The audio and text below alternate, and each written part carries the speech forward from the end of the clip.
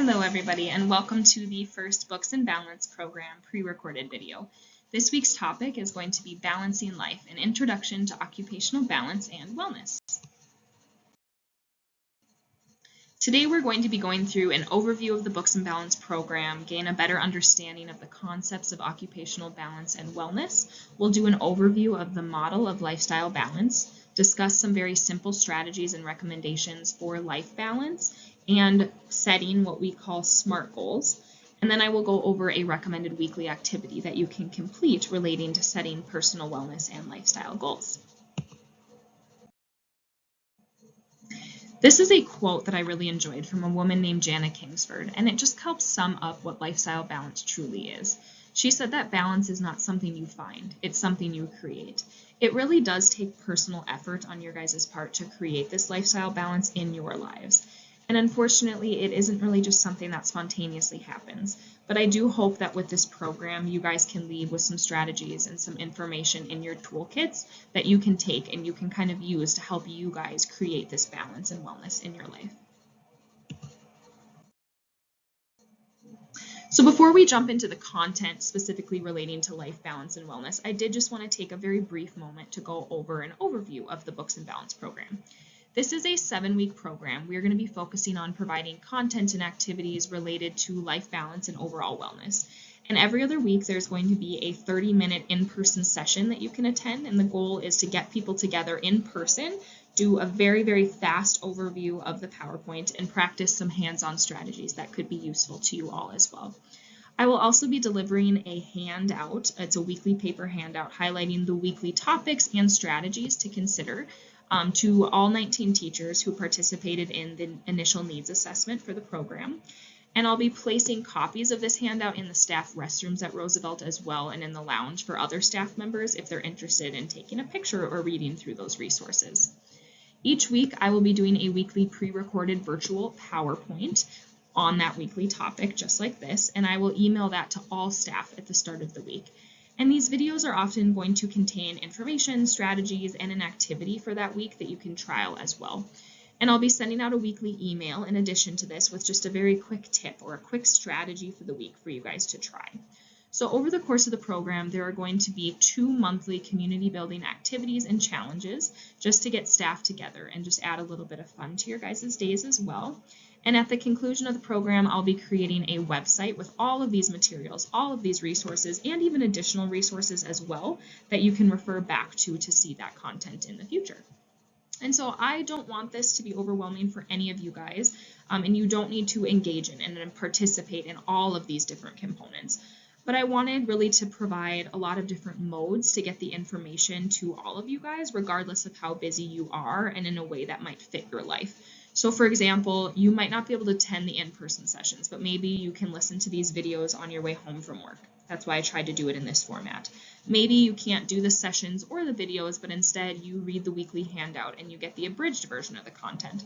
So the program really will be a unique experience for all of you guys, and I just hope that you're able to use the materials in a way that really fit your individual life. For the 19 teachers who completed that initial needs assessment, I will be delivering a paper participation survey for you guys just to keep track over the next 7 weeks of what you participated in and engaged in. So it's meant to be kind of a running tally for you just to keep track of and share with me at the conclusion of the program, what did you enjoy, what did you dislike, and what types of content delivery methods were the most popular and feasible for you guys. This is a very fluid program. It can change throughout, so if you do have any questions, comments, or feedback, please just let me know. So first we are going to discuss the concept of occupational balance today, but we will need to answer a few questions of what is an occupation, first and foremost. Occupations are the everyday activities that people complete that give their life meaning, and they're including things like social participation, rest and sleep, education, leisure, work, play, what we call instrumental activities of daily living, which includes activities like cooking, cleaning, driving, managing finances, laundry, for example. And then lastly, activities of daily living, ADLs, which include activities such as bathing, dressing, and eating. So occupational balance is a very unique concept in the field of OT specifically, and it's closely related to life balance. So for the purpose of this program, I'll often use them interchangeably. Occupational balance is often defined as an individual's perception of having the right amount of occupations and the right variation between those occupations. Occupational balance is essentially engaging in a variety of occupations that you desire and that you enjoy doing, as well as those occupations that are necessary for life, and that you're satisfied with the time spent in each occupation, and you don't feel like you're missing out on those occupations that you need or want to do. We often think of wellness as being physically fit. You're having super proper nutrition, but wellness is more than just focusing on that physical health aspect. The concept of wellness actually has 8 dimensions, including physical, intellectual, emotional, social, spiritual, vocational, financial, and environmental. And so those dimensions don't necessarily have to be balanced in order for you to have wellness, but you should engage in activities and kind of prioritize all of these areas in different ways just to be able to target your overall wellness and good quality of life, and knowing that those 8 dimensions do contribute to your wellness. Now we'll just do a brief overview of the model of lifestyle balance. If you're interested, this is the model that is kind of guiding the theoretical basis and framework for this program. It was proposed in 2008 by Kathleen Matuska and Charles Christensen, just due to simply the demands of modern life, like increased stress, insufficient time, and its goal was to promote engagement in people's occupations and support one's overall well-being. And so the model of lifestyle balance states that an individual's lifestyle routines need to consist of occupations that fulfill the following dimensions. They need to enable people to, 1, meet basic instrumental needs necessary for sustained biological health and physical safety, have rewarding and self-affirming relationships with other people. They need to feel engaged, challenged, and competent, create meaning and a positive personal identity, and organize their time and energies in ways that enable them to meet important personal goals and renewal. So those are the 5 dimensions of the model. The model also states that by engaging in occupations that fulfill those 5 dimensions, this balanced lifestyle can in turn improve your psychological well-being and your overall health. So there's really that dynamic association between these variables of lifestyle balance, psychological well-being, and physical health, where if you're able to alter one, it can have impacts on the other 2, and that's kind of an important premise for this program. The model of lifestyle balance also states that individuals need to engage in a variety of occupations in their individual context to truly have lifestyle balance. So now we are going to discuss some simple strategies to improve life balance. So at work, it's really important to set manageable goals each and every day. The more control that you have on your work and control on your schedule and creating those to-do lists, the less stressed out you're going to be. So at the start of the day, really make a to-do list for that day and take care of the important tasks first, prioritize, and get done the most that you can before you have to leave. And by prioritizing, that'll maybe help you feel like you're leaving less undone because you know that the very important ones were at the top. You should also really be efficient with your time at work. Give yourself little rewards after completion of tasks just to kind of keep you going. But if you do feel overwhelmed, talk to your boss or your teacher partner, because procrastinating or working overwhelmed when you're feeling that way, that's not an efficient way to work. So it might feel like, oh, I'm so overwhelmed, I need to just keep working. But notice when you're stressed. Pay attention to that internally and just know and kind of be aware of, I'm probably not being the most efficient right now, so I'm either going to reach out for a helping hand, maybe I need to take a quick break, or I need to get a different perspective on things. And that, in turn, when you return to that activity, then you should be a little bit more efficient and feel better about it. Another important thing is just making sure to take breaks throughout the day. I know you guys are super busy and this isn't always feasible, but even small 3 to 5 minute breaks can really help you clear your mind. It can improve your ability to handle stress and just make good decisions when you hop back into what you were doing prior to taking that break. So if you need to ask your parents for help, or you need to ask the counselor, hey, can you watch my class for like 5 minutes because I just need a moment, I need to take a little bit of a break. That's okay to ask for help sometimes. I mean, obviously it's not like everyone wants to be doing that all the time, but that doesn't mean that you failed. It means that you're just needing a little bit of help, and people are willing to give that help more than what you maybe think. It's also important to really communicate effectively as well. Just be honest with your colleagues, be honest with your boss about when you're feeling overwhelmed. And it's okay to ask for help and have another person look at that situation and have them provide their viewpoint.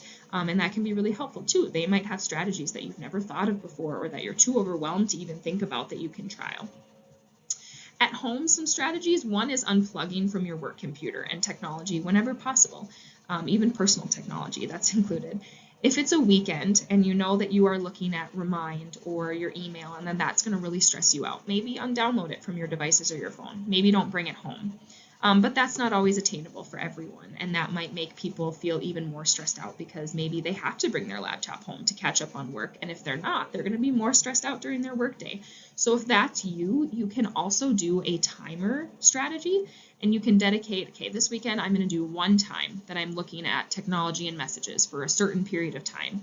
And you're going to set a timer and allocate only what you are comfortable spending for time. And you're going to be so efficient during that time, during that hour, during that 2 hours. And then when the timer goes off, you put it away. You've done your best. And half the time you might finish what you needed to within that time too, if you're super intentional about what you're doing, turning off the TV, not multitasking, just getting it done so then you can have other times for other occupations. Divide and conquer is another strategy. Really just making sure that your responsibilities at home are evenly distributed. Ask for help and delegate tasks as needed when you're feeling overwhelmed. So for example, maybe you have a really busy week, you're feeling very overwhelmed, you have a lot of paperwork to take home. Ask your spouse, hey, can you help me with laundry? Can you cook tonight? Or even if you have older children, hey, would you guys be able to do this? And again, it's okay to ask for help as well. Don't overcommit is another strategy. I know this is easier said than done, but it is okay to say no politely in order to avoid work overload. So sometimes at work you might have to do that, but oftentimes at home you have to do that. It's other situations, it's other contexts where you have to be like, you know what, right now I don't think I can take that role on and be effective at it because I'm feeling so overwhelmed with all these things. And just explaining that in a brief way, just politely, you can say no to avoid overcommitment. Getting support from others, we've talked a lot about this. Chatting with friends and family can be really important to improve your health. People with stronger support have more aggressive immune responses to illnesses. They have better mental health. That's what the research shows us. So staying active is also important as well. Regular exercise reduces stress, anxiety, depression. It also boosts your immune system and keeps you physically fit, which is all important for lifestyle balance. The last two here are engaging in a variety of occupations and scheduling that time for that engagement. You don't need to feel guilty for taking a little bit of time for yourself. So at the start of the week, schedule in time for things that you enjoy and that you need to do that week. Like, I'm going to go shopping. I'm going to read, nap, watch a movie, hang out with friends, have a coffee by myself, and let your spouse, let your family know that you're taking this time at the start. And even if it's just 1 hour a week of alone time, that can be effective. And it's okay to prioritize that. It truly is. And lastly, planning ahead for meals can be very, very helpful in managing that instrumental activity of daily living, because if you don't have to take as long making dinner on weeknights or thinking about what recipe you're going to make, going to the grocery store, you really open up a lot more time in your evenings to engage in other occupations as well. And so this is just a general overview of some strategies for life balance. Some of these strategies will be addressed more specifically in future content for this program. So now when you are setting wellness and life balance goals, you can set what we call SMART goals. These are goals that contain details to help individuals reach their goals and to really help them measure their accomplishments. So SMART is an acronym, so if you look at the chart on the screen, this stands for goals that are specific, meaning that they address questions like who, what, when, where, and why. They're measurable goals, meaning they have very specific numbers, they have these quantifiable achievement levels. They're attainable, meaning that the goal is very reasonable. It's possible for you to achieve. It isn't too difficult on one end and it isn't too easy on the other. And the goals are relevant. They are relevant to your needs, to your current life circumstances at that moment in time. And lastly, the goals are time-bound, meaning that they have a date that you will complete that task at, or a specific start date for the behavior to really keep you accountable. And then to kind of look at an example of an unclear goal, someone might say, and I've said this goal myself, this general statement of, I will get more exercise. I want to move more during the day. It's 2025. I'm going to exercise more. I'm going to move more. This is a fantastic goal to have. It's great to desire having increased physical activity levels. However, it's such a general statement that it's hard to know the steps towards what you need to reach, what specific numbers do you need to hit, how do you know if you've even met that goal? It's just hard. It doesn't really give you that framework for what you have to follow in order to meet that goal. So by satisfying those SMART components, you instead could say, I will engage in 2 5-minute movement breaks during each school day, starting on Monday, for the next 4 weeks, in order to add more physical activity and movement into my day. It's 2 5-minute breaks. Maybe at that moment in time, that's what's attainable for me. That's what's relevant. I don't have a lot of time, but 2 5-minute breaks, I can do that. I'm going to do it for the next 4 weeks. I'm going to start on Monday. I have the reason for why I'm doing it, and I have very specific steps for how I'm going to get that physical activity in, even if it's just an extra 10 minutes a day. So it's totally okay to start small for these goals. They might be more attainable that way if you start a little smaller. And so if you make that goal quantifiable and you make that goal way more specific using the SMART criteria, you're going to be much more likely to follow through on that goal rather than just having those traditional and general kind of goals and thoughts. So that's just something to consider when you guys are setting various life balance and wellness goals for yourself. So the recommended weekly activity this week is going to be to create 1 to 2 SMART goals for yourself, relating to your needs and desires for wellness and life balance. So I've attached to this email a SMART Goal Builder worksheet this week, and you can use the SMART chart that I created on there just to make sure that your goals follow that criteria to be considered what we call a SMART goal. And so really writing out those goals on paper is going to increase your personal accountability and ultimately lead to more concrete and attainable goals. You guys might have a lot of goals of things that you want to do. I would just start with 1 to 2, because if you overwhelm yourself right away with a lot of goals, like I'm going to do this, this, this, and that, it's going to be hard to reach those. So start out small, and that's totally okay, and you can build from there. And these goals are adaptive. You can change them in the future too. It's not permanent. We often have a saying in the healthcare field, if you didn't document it, it didn't happen. And the same can really be said for wellness goals. There's a lot of parallels there. Document that goal, write it down, keep yourself accountable, because if you didn't write it down, you're not as likely to follow through on it. It kind of didn't even happen, the goal. And so you can always change those goals in the future, but just jot it down on paper. That's going to be super helpful for you. If you are feeling kind of stuck and you need help making these goals, please just let me know and I can sit down with you guys. I can help you create some goals. If you're telling me I kind of want a goal in this area, but I'm just so overwhelmed right now, I don't know how to make it quantifiable and meet these things, just sit down with me and we can definitely chat. So just let me know if you need some help with that. Here are my references for content from this PowerPoint and for the weekly resources that I've made. And I really just want to thank you all so much for listening. If you do have any questions, comments, or concerns, just contact me using my information on this slide. And I will see you guys in the next video next week.